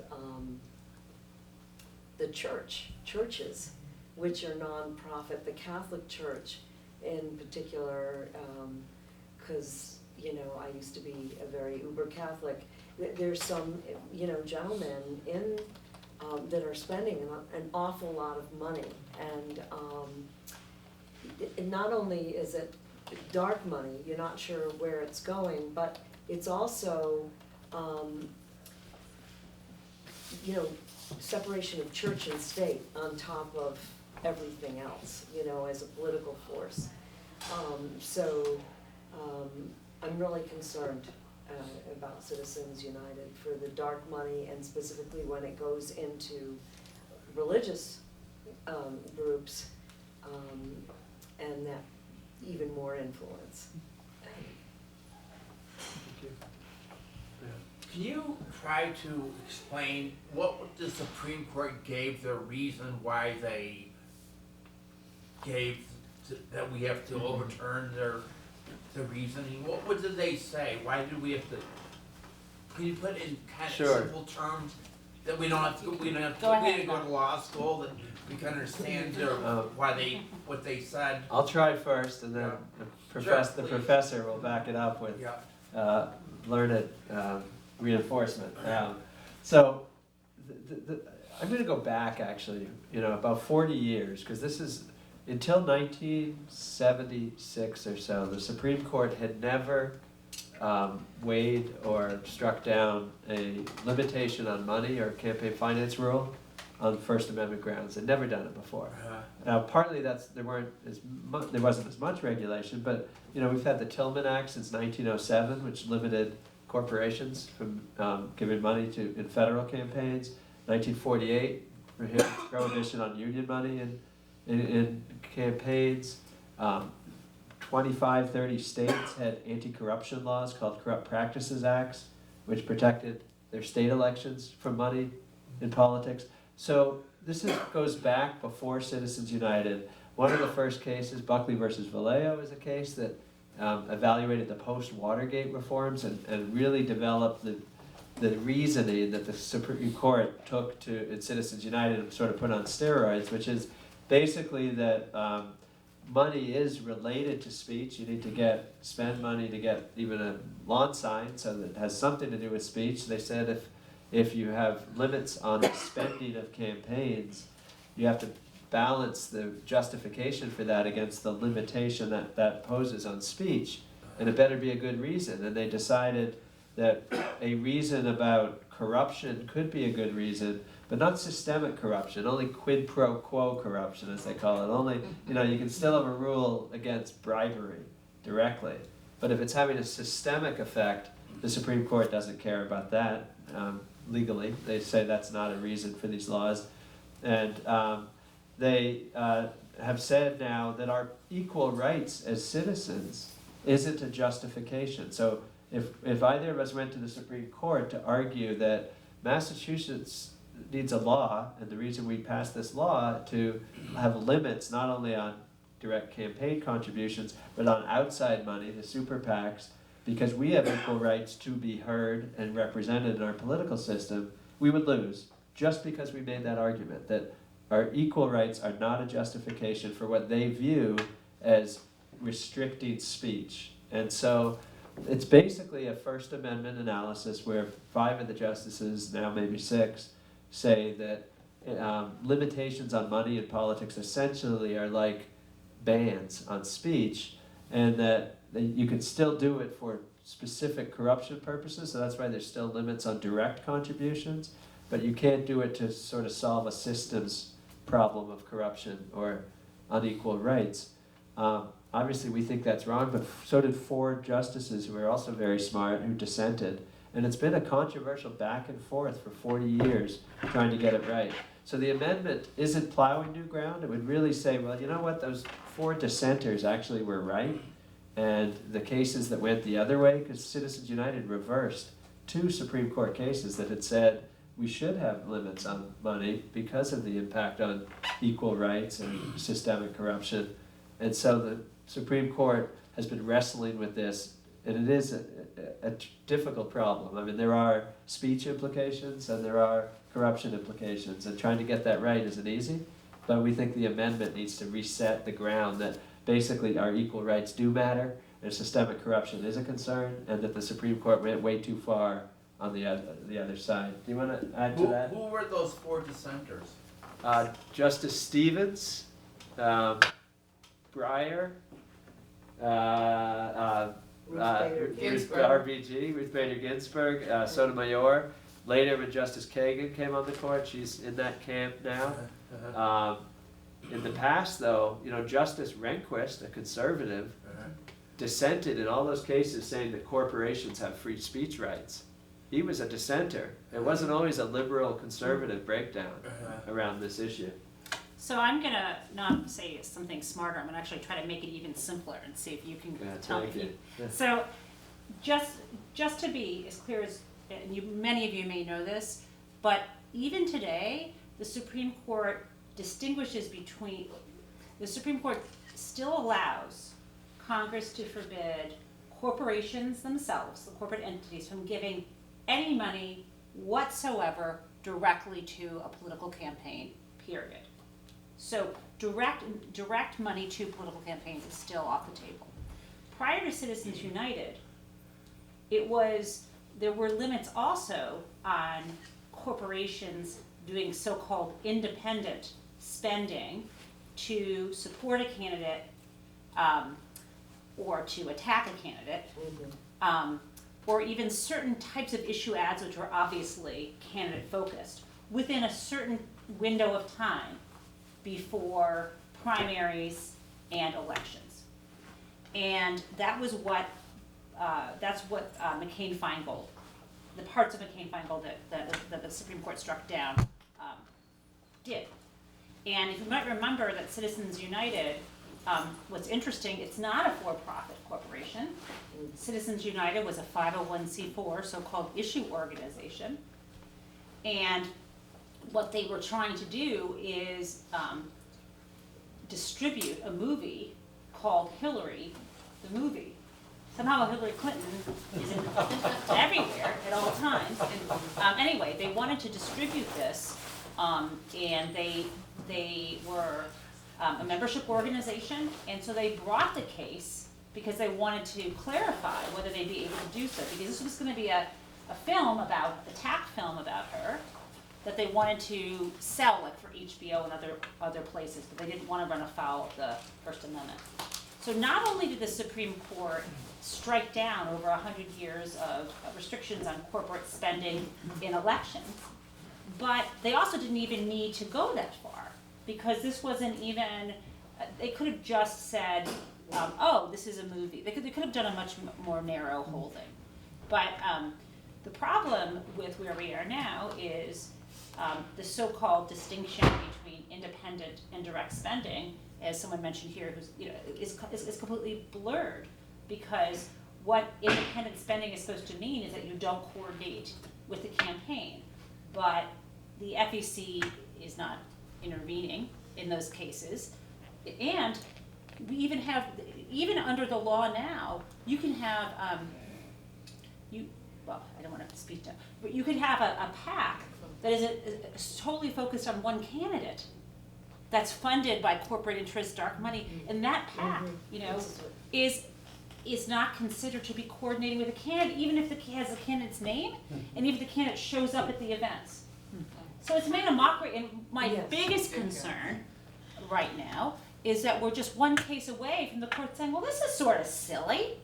Why do we have any limitation on corporations giving money directly? Because they do that anyway right now. Okay, so it's really important that we don't even lose the ground we have in this. One other thing to say is, even though it was a 5-4 decision, it was 8-1 on one section, section 4, where the 8 of the justices agreed with Kennedy that you can, that it's fine for Congress to continue to have disclaimer and disclosure requirements. And he actually believes somehow that because of the internet, it's magic, that as soon as, that instantly we would be able to look at any ad on television and be able to go, you know, somehow know who was funding it, because that's part of what the marketplace of ideas. Well, you know, back in 2011, when all you folks were wise to this and pushing a constitutional amendment, I thought, you know what, we don't need that, we just need transparency. We just need to know who's, as Stephen Colbert says, who's shouting through a megaphone of cash. You know what, I've waited long enough, and I'm giving up on that now, so. So, thank you. You're on the amendment now, obviously, because you're on the commission, but there's many people when, yeah, I knew that, who just started, said, oh, a constitutional amendment is so hard, we're not, you know, let's get disclosure, let's try these other things. And what we've seen is, you know, Williamstown was way ahead of the curve, but people have realized, you know, just like we can't solve climate, we can't solve guns, we can't solve healthcare, we can't solve the deficit, we can't solve anything, we certainly can't get disclosure or even basic rules without big fundamental, the kind of, you know, national power shift that an amendment requires. So I get to now not say I told you so, but because I don't think that, but to quote Winston Churchill, who said, Americans always do the right thing after exhausting all the other possibilities. That's where we are, I think, and we're doing the right thing. So that was a lot of legal stuff. We just threw it. Yeah, no, both of us. Are there questions about that? I mean, it's... Just everything you just went around was helpful, because one of my concerns has been, and I haven't known how to name it, but I think it's the tier of big money in politics is the tier of 501c4 organizations that fund so much organization. And for example, we know a lot of them, even our Indivisible group, is funded by largely Wall Street corporations. And so are you saying that, I can read that right now from their founding, if you want that for the. Your individual, your. Not specifically, Indivisible, wait a minute, let me just be clear so I'm not saying the wrong thing. It was founded by two former congressional staffers with funding from Prosperity Now, nonprofit that receives most of its funding from Capital One, Charles Schwab, Morgan Stanley, PNC Bank, and Wells Fargo, among others. And my point about that is we have so many organizations that all of us participate in one way or another that are actually influencing how things are organized, how opinion gets in the paper, etc. And so I'm trying to understand from what you were just saying, do you see this amendment affecting what I'm now hearing you call, I think, name independent funding? So your concerns are right on target. What I was referring to as an independent expenditure was defined under the law very narrowly, and under Citizens United we were talking about a specific window of time. I don't remember whether it was 30 days before an election, and because of First Amendment concerns, it had to be the equivalent of you almost had to have mentioned the candidate themselves in the ad, for or against. So it's not something like restricting people from talking about climate change. It's saying, we love Al Gore or we hate Al Gore kind of ad. That's what those independent expenditures are supposed. That's how specifically aligned with a candidate or a That's how McCain or a Feingold. campaign. That's how Okay. McCain Feingold was interpreted after. Yes, that's right at that time. So let me try to get at the same thing with some examples. So Sandra Day O'Connor was the last Supreme Court justice to ever have run for anything. She was a state legislator in Arizona. She supported McCain Feingold. It was upheld in a case called McConnell. Congress and politicians may not be perfect, but they know politics. And so there was actually a specific problem they were trying to solve. As Jennifer said, corporate and union money, since Taft Hartley, but corporate money, you could not give it directly to a campaign. You could not run a political campaign for election driven by corporate money. So naturally, this is the way the world works. They tried to find loopholes and money tried to find it. And what they figured out is, hey, we're not giving it to the campaign. We're just running Americans for Smith. And we're running TV ads saying Smith for Congress. And we're putting signs up and we're going door to door. You can actually do everything that a campaign does, but quote unquote, it's independent. You didn't give it to the campaign. You're just spending money speaking. And so that's where you got all the, Americans for this and good things for all and then all these ads that most people have no idea that's not the campaign. They look like the campaign. And the worst of the worst attack ads are usually so-called independent because then the candidate says, oh, isn't that horrible? It's so dirty. I wonder why they're doing that. But they're all doing it. And so that was a specific problem they were trying to solve. And the Supreme Court, frankly, was very naive. Justice Kennedy has not run for anything. He doesn't realize, I don't think, a lot about politics, including the disclosure that wouldn't ever happen.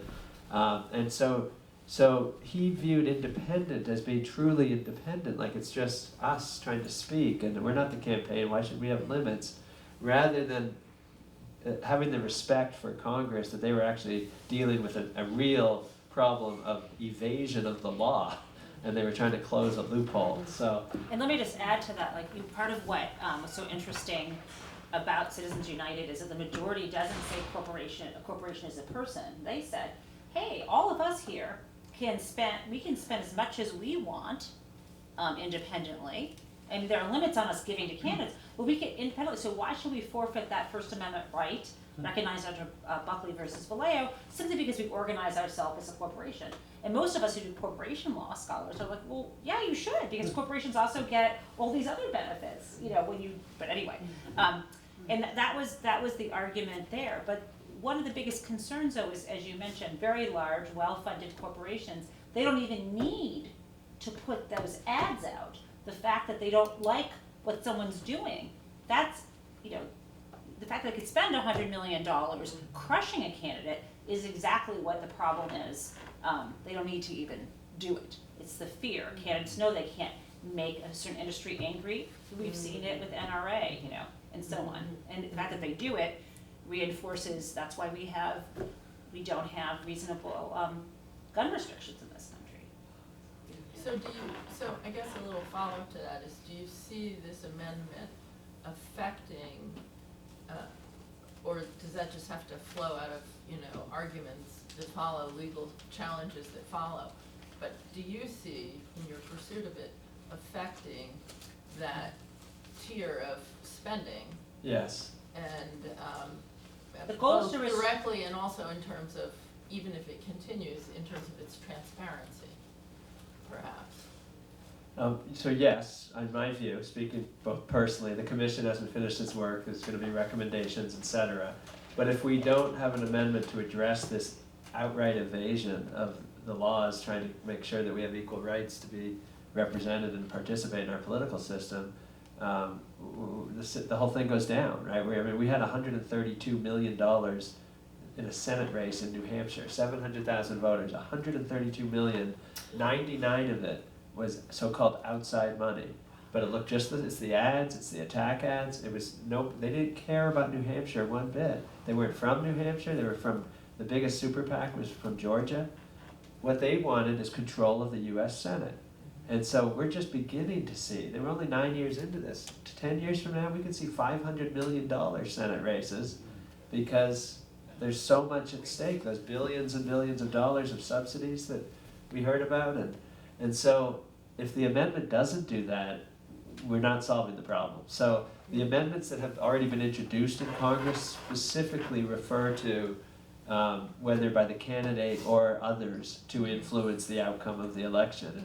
It's intended to go at money, intended to influence election outcomes, regardless of the source. And to me, you know, another, again, we haven't decided as a commission, but if the goal is to overturn Citizens United, quite simply, it's one simple way is to require Congress to restore the Bipartisan Campaign Reform Act that was in place, and not restrict them from doing more than that. That's another approach, right? To restore the law as it was before. Not to say, okay, now it's, you know, we're gonna trample on people's First Amendment rights, but to say this was, you know, it's called the Bipartisan Campaign Reform Act, McCain-Feingold, and why not restore it? Why should we let 5 people overturn the will of the Congress? We can have Congress overturn the will of the 5 people. That's how this is supposed to work. Jesse? Yeah, so I have one question. Have you guys thought about how this would impact ballot question campaigns? Because I know in Massachusetts, I believe this is nationally, there really can't be many restrictions on the funds ballot campaigns can take because there's no like bribery concern with a ballot campaign. But what we've seen is, especially around, like in Washington State, they did a couple of different ballot questions to tax carbon or place a fee on carbon. And of course what happened is the no campaigns had 2 to 3 times as much money as the yes campaign because all the fossil fuel interests came in. So have you guys thought about how this amendment would affect ballot questions? Are you planning on not really addressing those, or do you think this would legalize restrictions on the campaigns against ballot questions and for ballot questions in any way? I have a view on this, which I'll share. Go ahead, if yeah, I may. please. I think we have to, for the same reason, we have to have the amendment affect ballot initiatives. They are totally dominated by concentrated money. And it doesn't mean that concentrated money always wins. When we started the ballot for this citizen commission, Yes on 2, we were told by all the experts, the admission fee to do a ballot initiative in Massachusetts is $9 million. Oh. You can't do it without that. We spent 100,000. We had 1,000 volunteers, we did. And so even that sounds like a lot of money, right? But we have spent, I added the math up before I came here tonight, on ballot initiatives in Massachusetts, the last 3 elections only, $135 million. The casino industry, and they were mostly corporations, spent $15 million to stop the repeal bill. In Ohio and California, over $100 million from pharma companies to stop drug price ballot initiatives. In California, 98% of the money was from pharma corporations. In Ohio, it was 100%. No real person, no citizen of Ohio put in 1 penny to oppose that ballot initiative, and they spent millions and defeated it. GMO labeling, you can go down the list, millions and millions of dollars of corporate money in ballot initiatives. You know what, in Massachusetts, we had a law say corporations can't spend money on citizen ballot initiatives. It's the citizen initiative, it has nothing to do with corporations. The citizens need to be able to decide this. That law was struck down by the Supreme Court in a case called First National Bank of Boston versus Bellotti, our Attorney General, saying corporations have a right to spend unlimited money. And you're right about the reason, Jesse. They said, oh, it's not like a candidate, they can't be corrupted. But what they miss, because they've stripped this out of the First Amendment, is it violates our equal rights as citizens. It's like we're being yelled at so loudly that we can't even have a conversation as citizens together to debate an issue. And so I want the amendment to put back into the Constitution our equal rights. And then if we're allowed to defend our equal rights to speak, we would have an amendment that would allow us to say, you know what, if we're talking about pharma pricing and healthcare issues, we're not going to allow all of the money, millions and millions of dollars, way more than any human could actually put in, to decide that issue. It's a citizen issue, and we want limitations on corporate money coming into ballot initiatives. That's what I'd like to see, and I think that that's what this amendment will do in the end. So did you want to add to that? I said I had views. I can't improve. So does anybody have a different view about ballot initiatives or otherwise? Because we don't have to all agree. So we do need to hear any concerns as well. Or do you have a hand up? Yeah. No, this is off the record. Nothing's off the Wait, record. this is a public meeting, so. Okay, whatever. I just wanted to say I have a ballot initiative with me too, which if anyone's interested in signing for the state of Massachusetts, it's to allow incarcerated people the right to vote. So. Thank you. Andrew. Just wondering your thoughts on this. Why do we not hear our quote-unquote progressive leadership directly going after Citizens United? Why isn't that a fundamental thing? It's like tomorrow night at the debates. Yeah, I thought I heard Biden say it once along the line, but Sanders, Cortez, Bernie all of them. Sanders has said it all along. Yeah. It's part of his I hear platform. him phrase it a little differently. He always says, we're gonna take on we have to take on the corporate interest, take on the corporate interest. But specifically, overturning Citizens United, I don't hear that a lot at the top. Yeah, some of them do, but I'm putting on my American Promise hat now. We have a pledge campaign. You can download a pledge, ask the candidate to sign the pledge. We started this in 2018 with a test. 250 candidates actually signed a pledge saying they will support the amendment, and then they started talking about it.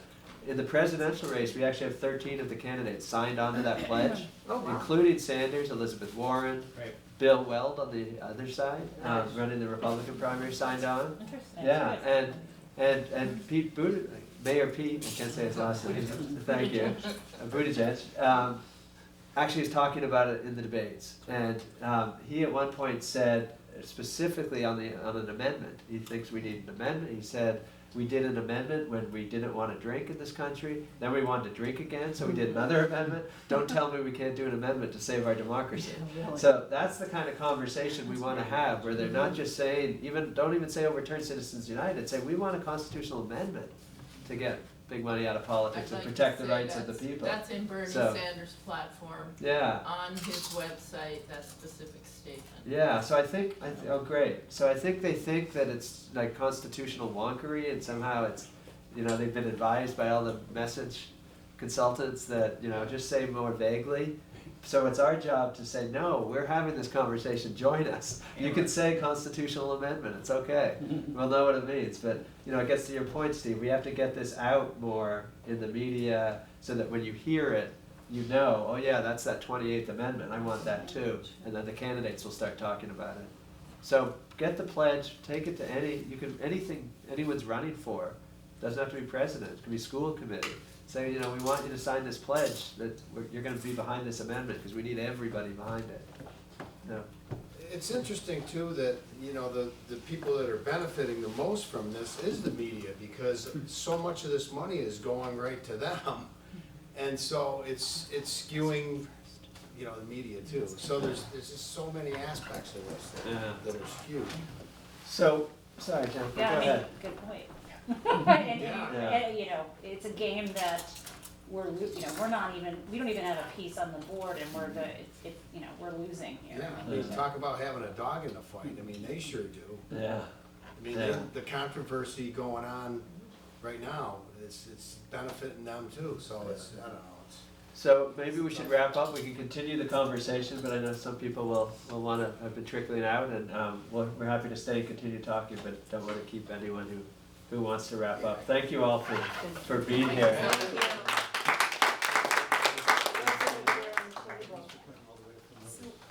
And if anyone hasn't already signed up with me or hasn't been on our list for race-based voting, We should turn off are we still having the meeting? Or we should? We're adjourned. Okay, so we should turn off the cameras. Yeah, so this is And the lights.